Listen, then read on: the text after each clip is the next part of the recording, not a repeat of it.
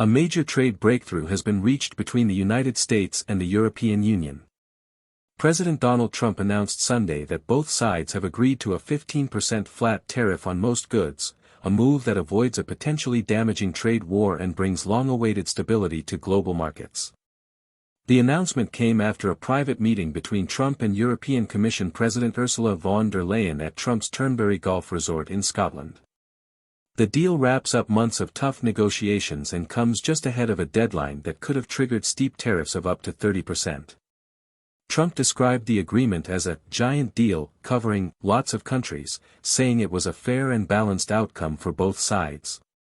The 15% tariff will now apply across the board, from automobiles to electronics, effectively replacing a patchwork of previous trade restrictions with a single, unified rate.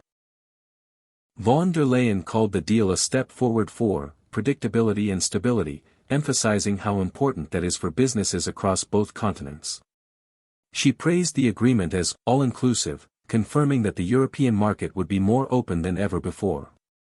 As part of the deal, the EU has agreed to purchase $750 billion in U.S. energy and invest an additional $600 billion in American infrastructure and industry.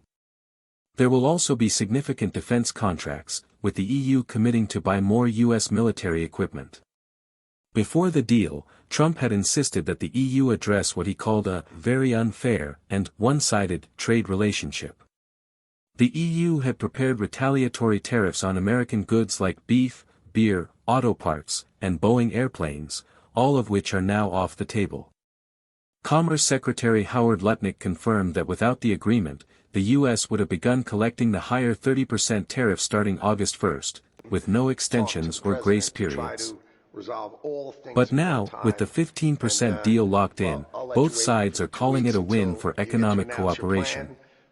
As Trump rounds out his 5-day golf-focused trip to Scotland, this deal marks not only a diplomatic victory but a major move in his ongoing effort to reshape U.S. trade relationships worldwide.